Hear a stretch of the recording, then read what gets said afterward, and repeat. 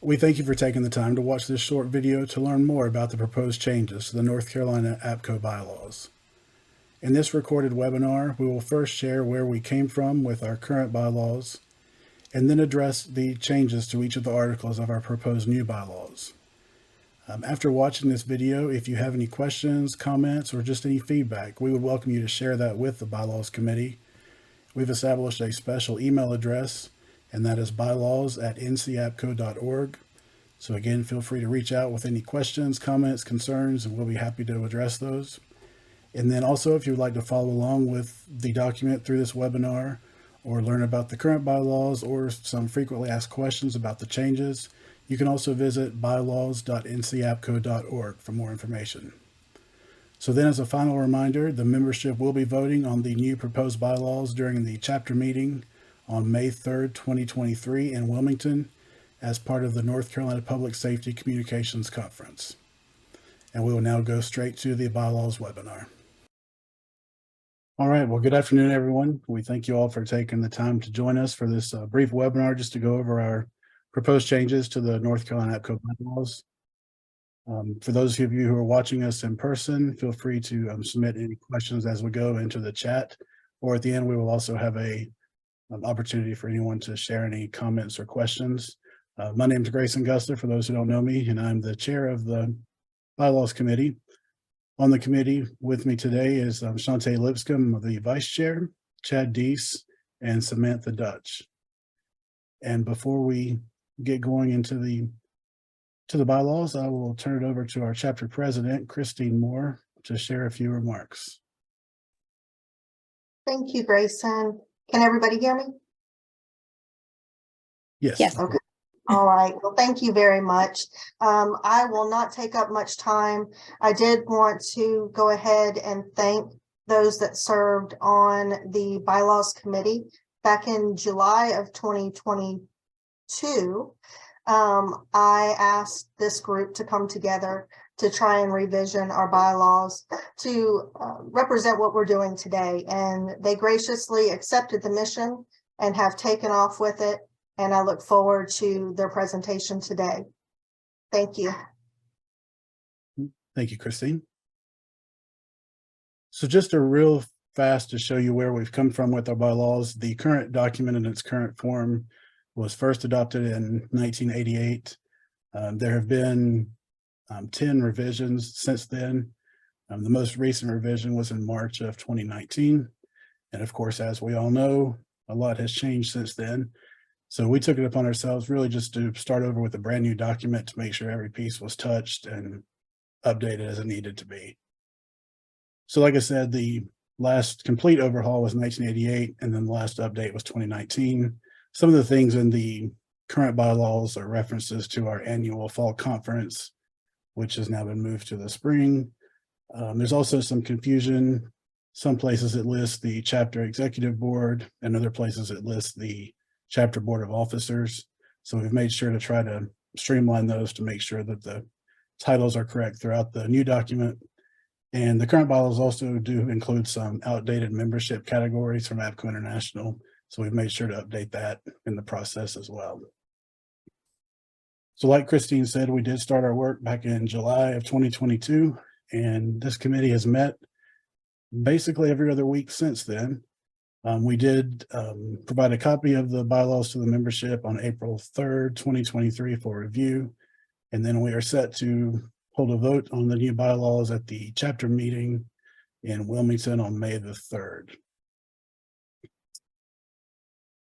And we have taken a lot of the updates as best practices from other APCO chapters and APCO International. And then this will also include, once this is approved, if this is approved, a new policy manual. And that policy manual will really outline the procedures for how the chapter will actually follow the bylaws.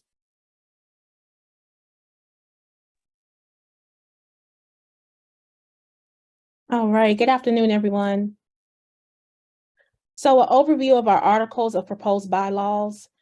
Our bylaws are rules that govern an organization's internal operations, and they typically cover a wide range of topics such as the structure of the organization, the roles and responsibilities of its members, and the procedures for making decisions and resolving conflicts. Breaking the bylaws into sections allows for us to cover various topics and areas within the bylaws. This also makes it easier for members to find specific information that you need in order to understand how the different parts of the organization relates to one another. Furthermore, dividing the bylaws into sections can also make the process of amending or updating them more manageable. Overall, organizing the bylaws into sections is a practical approach to ensuring that the bylaws are clear, easily accessible, and effectively serve our organization's purpose. The North Carolina APCO proposed bylaws are broken into 10 sections, which are establishment of chapter, purposes of the chapter, membership, membership quorum, board of officers. Next slide.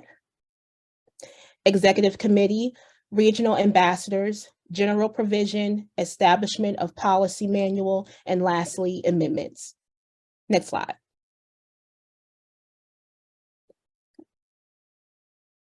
All right, so we're going to try to just tackle each of the articles that Shante just mentioned and just give a very high-level overview. One thing I failed to mention initially, anyone who has not seen the proposed bylaws, they are available on the chapter website at bylaws.ncapco.org. You can access the old document as well as the new document to review. So Article 1 is very simple. It simply establishes the chapter of North Carolina APCO and also notes the chapter first being established August 11th, 1962, and outlines the minimum requirements to maintain the chapter. And these come directly from APCO International. Must have a minimum of 11 members, hold a formal meeting every or at least 2 times a year, and then adhere to both the association and chapter's bylaws. So it also recognizes some of the forms of government that are represented in the chapter, including law enforcement, forestry service, fire and rescue, EMS, and then also make sure to include the private companies who also provide the same or similar public safety communication functions. So moving to Article 2, the purposes of the chapter. We have revised these completely from what was in the previous version and landed with fostering the development of public safety communication technologies through research, planning, coordination, training, and education, promoting the collection and dissemination of information regarding public safety communications and emergencies between all levels of government, and then representing the members before regulatory, legislative, and policymaking bodies as well. We also noted that the chapter strives to also protect citizens, their property and welfare through appropriate public safety communications, things like training along those lines, and also supports engagement between the public sector, which are the federal, state, and local tribal governments, and then the private sector, who are our industry partners who help us out throughout the year. All right, Article 3 goes into the membership. This is one that we simplified from the past document. Basically, membership is open to anyone who meets the requirements as outlined by APCO International and their policy manual. And the chapter will also recognize all membership categories as outlined in the APCO International Policy Manual. We have included the designation for chapter life member to be given to members who demonstrate significant dedication and service to the chapter. And then also just reaffirms the voting rights for individuals who are full members or full commercial members. And also, this is no change from how it had previously been, but associate members and online members are not permitted to vote in chapter matters, including chapter elections. And we've also included a statement of non-discrimination, just emphasizing and noting that the membership cannot be denied based on any protected class. So that's to cover any protected class to make sure we're an open organization to anyone who wants to join. And with that, I will turn it over to Chad to start on the next article. Good afternoon. I am going to be going over Article 5, which is the Board of Officers, Chapter Board of Officers. We, like Grayson said, we tried to clear up some of the misconfusion with the descriptions of Board of Officers, and what we've got here is Executive Committee, Regional Ambassadors, 6, Commercial Advisory Member, Public Information Officer, Educational Advisory Member, the Historian, the 911 Board Representative, Compassionate Care, and then the chairs of the chapter committees are our Board of Officers. We've listed those as our Board of Officers. Moving on, the powers that be for the Board of Officers provides the authority for the chapter board to perform the functions on behalf of the membership, and all positions on the executive committee and the regional ambassadors are decided based on the chapter elections. So anybody that serves on the executive committee and the regional ambassadors have to be through an election. Next, appointed positions. We've made some changes here on this: the commercial advisory member, public information, educational, historian, the 911 board representative, compassionate care, and also the chairs of the chapter committee as well. These will be appointed by the chapter president with a concurrence of the executive committee. Board of Officers. The members of the chapter board of officers who are elected by the membership have voting rights on the board. The ones that are going to be appointed to the chapter board of officers, they will be considered as ex officio and non-voting members of the board. That is, I think we do have a change there from what it is now, if I make no mistake. All right. Members of the chapter board of officers must meet a minimum requirement and qualifications: full member of the association and chapter, citizen of the United States. Special requirements for the second VP, first VP, and president, and the immediate past president. They must live in North Carolina or work for a public safety organization in North Carolina. All right. And continuing on, members for the chapter board of officers must meet the requirements and qualifications continued. Individuals serving in other board positions must live in North Carolina, be employed or retired from a public safety organization in North Carolina, provide a letter of support by a direct supervisor, or retirees must provide a letter of support from another chapter member in good standing. That is one of the things we put in there as far as the retirees, especially. That was some concern. So we put the letter of support in there as well to be able to know about that. Next is the members of the chapter board of officers must meet these minimum requirements as well. May not serve in any capacity of a commercial member as determined by the APCO International Policy Manual. This provision does not apply to the commercial advisory member. Moving on. Also, voting members may not serve as a sitting member of APCO International Board, North Carolina NENA Board, National NENA Board, or any other public safety organization which has the potential of causing a conflict of interest. Modifications to the policy manual require a 2/3 majority vote of the chapter board of officers. Other issues require a simple majority vote. Board of officers shall meet at a minimum every other month, and any board member can be removed for any reason or any act that brings significant discredit of the chapter association by a vote of 2/3 majority of the vote. My view. All right. Also in Article 5, the offices of the immediate past president, first vice president, and second vice president shall be for a term of 1 year. The offices of treasurer, secretary, regional ambassadors shall be for a term of 2 years. An office of the executive council shall be for a term of 4 years. That is a proposed change there. Offices of secretary, treasurer, and regional ambassadors shall not serve more than 3 terms of 2 years for 6 years total. The office of executive council representative shall not serve more than 2 terms of 4 years equaling 8 years total. All officers must take at least 1 year off before being eligible to serve in the same position again. So quite a few changes there.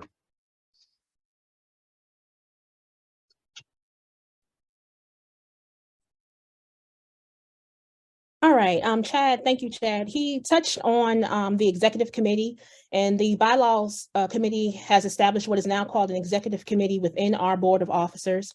It's important to note that the executive committee may exercise all powers and lawful acts of the chapter as long as it's within the parameters of the bylaws chapter policy manual, and the acts are not specifically reserved to be performed by others. So the executive committee consists of the chapter president, first vice president, second vice president, immediate past president, treasurer, secretary, and the executive council rep. Next slide. The addition to the responsibilities of the executive committee points to two significant areas, which are chapter budget and vacancies amongst the board. Having a budget in place is extremely important for any organization, as it provides a financial roadmap for the business and is crucial for any organization that wants to achieve both financial success and sustainability. So there is now a requirement for the executive committee to prepare an annual budget for the chapter within 90 days after a new president is sworn into office. This will help us ensure that resources are used effectively, goals are set and achieved, and financial performance is tracked and measured. Position vacancies, a president or first vice president vacancy that is expected to last more than 90 days shall be filled by advancement of rank and shall serve in an acting capacity. Position vacancies for second VP or immediate past president expected to last more than 90 days will be filled by presidential appointment. Next slide. Any vacant president position that expected to last less than 90 days or occurs after February 1st may stay vacant until the next election. All other vacant chapter board of officers positions shall be filled by presidential appointment with a majority concurrence of the chapter's executive committee. Lastly, all vacancies and advancements will receive a prompt, immediate notice to all of our chapter members.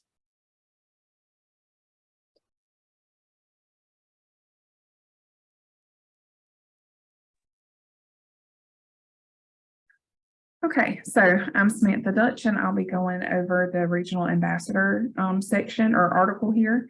So the regional ambassadors represent the members within their respective counties to the chapter board of officers. And in those individual regions, they will be defined in the chapter policy manual. So the expectations of duties for regional ambassadors are to communicate the needs of the membership to the board of officers, to serve as the point of contact within their assigned regions, and to communicate with the membership regarding initiatives of the chapter and/or the association. In order to be a regional ambassador, you are required to live or work within the region that you're representing.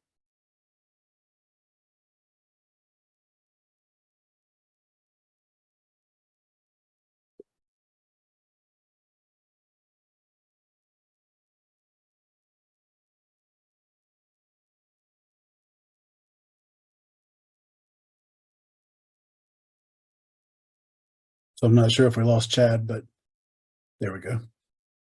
I'm sorry. Proceeding on, providing clarification that members and chapter board of officers shall have no individual ownership in rights, property, and assets of the chapter. And if a member or chapter board of officers leaves the chapter, or if the chapter dissolves, they are not entitled to any portion of the chapter's property or assets. General provisions continued, provides protection for the chapter board of officers, the committee members, by covering any expenses, including attorney fees, fines, and its settlement amounts that may be incurred while defending themselves in any legal action related to their roles as chapter leaders. This provision will not apply if an individual acted in bad faith or committed a criminal offense.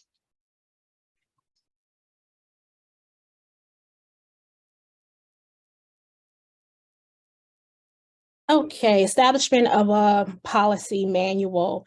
This article gives the authority to create a policy manual for North Carolina APCO.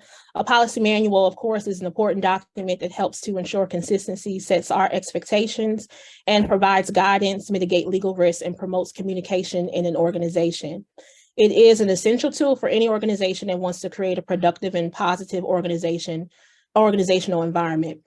Within this policy manual, we will define the policies, practices, and procedures of the chapter. It will be important to note that bylaws will always take precedence over the policy manual if there were any areas of contradiction. Next slide. Membership will have guidelines on how the policy manual will be made available and will also be notified of any amendments once they occur. So once this is available, I encourage all of you to utilize this manual to familiarize yourself with the organization's culture, values, and policies.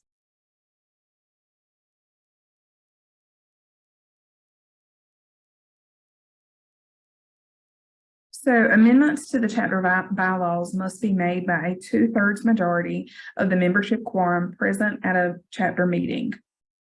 Members must be notified at least 30 days in advance of any intentions to conduct a vote amending the chapter bylaws. Amendments to the policy manual can be made by a 2/3 vote of the chapter board of officers. The policy manual amendments should not violate or contradict any portion of the chapter bylaws. Changes should be shared with the membership during the next occurring chapter meeting. If any emergency circumstance exists that would harm the chapter and waiting until the next chapter meeting is not feasible, then the chapter board of officers may change or waive requirements in the chapter bylaws. Any such emergency amendments must be affirmed by a 2/3 majority vote of the chapter board of officers. The chapter president shall inform the membership of any circumstances and emergency actions taken.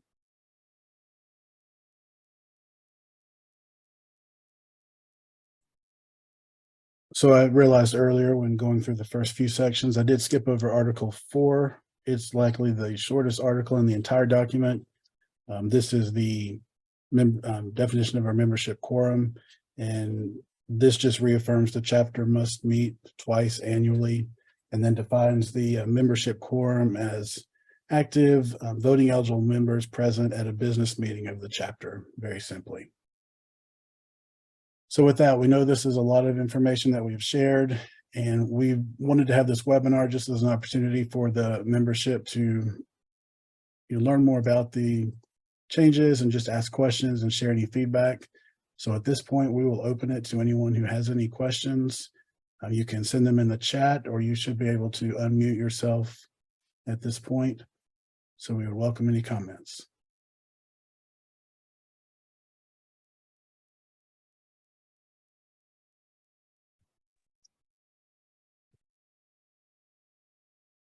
Grayson, I'm not seeing any questions or comments in the chat. Okay, thank you. And like I said, I know this was a lot of information that we have shared. If you think of questions afterwards and want to submit those or have comments, feel free to email us. We've set up a bylaws@ncapco.org email address to accept those questions and feedback. And also, I'm going to reemphasize the website bylaws.ncapco.org. That has the previous or the current and the proposed bylaws listed, and also has some frequently asked questions and some more information.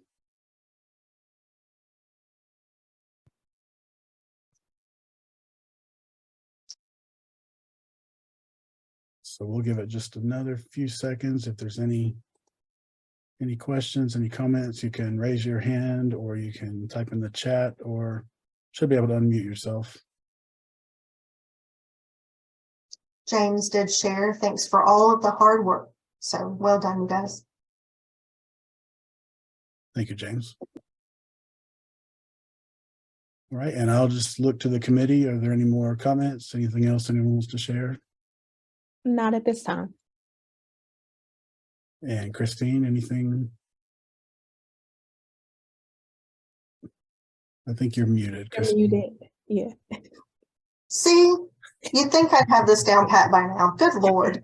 No, I just want to echo James's comments. The amount of work that you guys put into your proposal is just incredible. And I really appreciate everything that you guys did on behalf of the chapter. Thank you. All right. Well, again, we appreciate everyone for taking the time joining us today. And again, if you think of any questions, feel free to reach out. And otherwise, we look forward to seeing you in just a few weeks in Wilmington. So have a great afternoon, everyone.